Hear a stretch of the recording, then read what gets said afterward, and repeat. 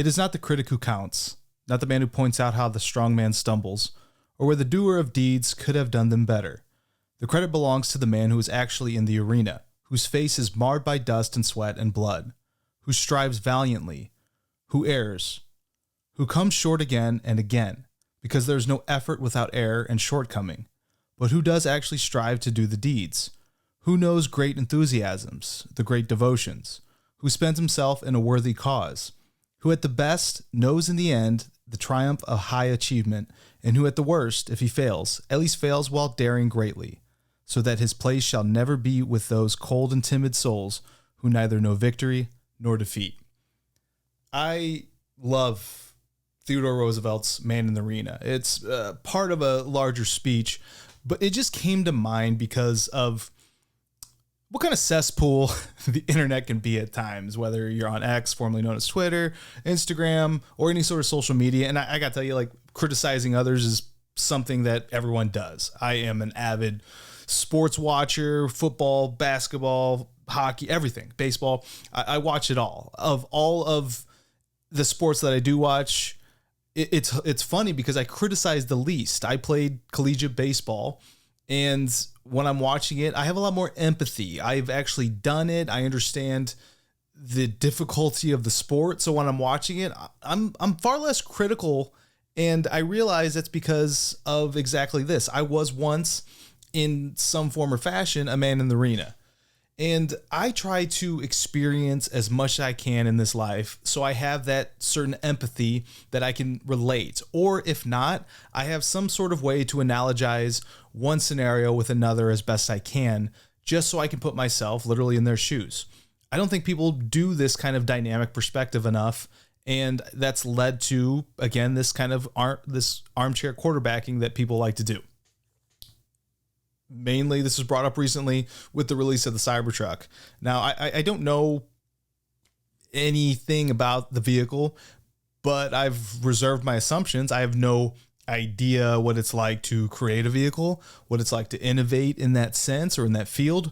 But you just see that, you know, it's probably more in the light here in Austin, Texas, because it's being built here in the Gigafactory and it's being released, and a lot of people like to formulate opinions, and it's just flat out first thing they saw, crap. And I don't know, it's kind of a head scratcher. And I'm not defending, again, like the Cybertruck or whatnot, but I'm not one to criticize without actually getting my hands on, get a feeling for it, and then I can then draw my conclusions from that. Again, it's this whole man in the arena. I think when people can try to spend more time with experiencing different things, this whole empathy, this whole understanding allows one another to communicate on a more level playing field. I feel like it's just easy to be a critic, and we do need critics in some form or fashion. I'm of the preference that I like to understand the person who's been there, done that. So I don't want to read food reviews, for example, from someone that's never been a chef, doesn't understand the inner workings, proven out that they can say what they can do. That's also why I've shied away from critiquing in a way of products that I just don't know about. There's the whole Dunning-Kruger effect where you think you understand more about something than you let on. So I try to stay in that more objective playing field, get alternate perspectives. Even the research I do tends to be more of the meta-analysis perspective or derivative, because it's a aggregation of as many studies in a subject matter as possible. And when there's overlapping conclusions, I think about the law of averages, and that's how I think an answer is best derived, by surveying at least some sort of populace of whatever subject mattered. And again, it's this whole man in the arena, being there, having been there, done that in that sense. And there's more examples of it. Big fan of Ryan Holiday. This book here, Obstacles of the Way.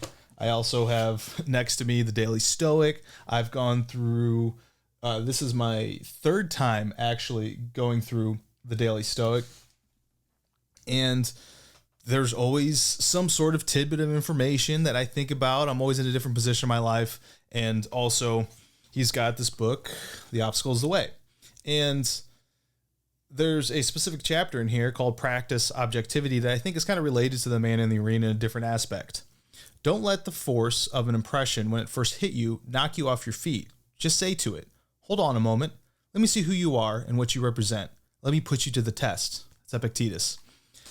And I think that's more related to, let me evaluate the situation before I formulate an opinion. Let me, again, analogize my own experiences, my own trials, my own tribulations, my own anything, my own perspective in any sort of form or fashion before I draw a conclusion, before I attack the subject matter, before I go forth and set an opinion. Because there's one of my favorite passages in the Daily Stoic that is like, it's okay not to have an opinion. And I don't think people practice that enough. Another book to reference in this whole subject matter in the evolution of a person become that next evolution of a better version of themselves is this book Musashi, Miyamoto Musashi. Book of the Five Rings is probably what Miyamoto Musashi is best known for, but this is a fictional account of the transition, though, the rising of the phoenix of an individual known as, and I think it was, sorry, it's been a number of years since I've actually read this, so I got to check back on my notes. But a gentleman named Takizo, really just an outright piece of shit. Someone that's criticizing, someone that's kind of no good contributor to his community, to society, that's then through battle, through a bunch of adversity, reinvents himself to Miyamoto Musashi. And he starts learning and he starts training and he starts becoming what's known as the best samurai to have ever existed. This book is, I believe, referenced as like the Gone with the Wind of Japanese culture. It's a very dense book, very, like if you look at the thickness of this book, if you're watching, it's, over 900 pages long, small print, very dense, but a lot of life lessons. So Miyamoto Musashi becomes this master, and the more he can learn and experience and understand how hard it is to become this ultimate warrior, the more he's able to become at peace with things around him and understand that there's a better way to communicate, a better way to understand, express empathy, have discussion, communicate. And again, that's that man in the arena, putting yourself in positions to be not only a better version of yourself, but a better version to the world around you. And it just ultimately just changes your perspective. And that's why I continue to evolve, never stop. Look for that next thing. Try to understand different positions. I personally have moved to different locations in the United States. I've been to all 50 states. I try to talk to people and understand their perspective. Don't reach to judgment when I talk to them, and just understand the why behind anything that someone is talking about or telling me, whether it's a social aspect, political aspect, cultural, physical, anything at all. Put myself in that position, and I think overall it just increases mental health. So if you're looking to like go down this and try to change this more dynamic perspective, I kind of view it as these are kind of the tools. Take a moment. Read that excerpt from Theodore Roosevelt, Man in the Arena. Understand what each element is. Break it down to understanding, okay, what are the lessons learned? It's take better action than just to be a mere critic. Don't be afraid of failure. Continually strive for greatness, and it's okay if you fail, if you don't achieve it. It's about the journey. It's about becoming better. So have at it.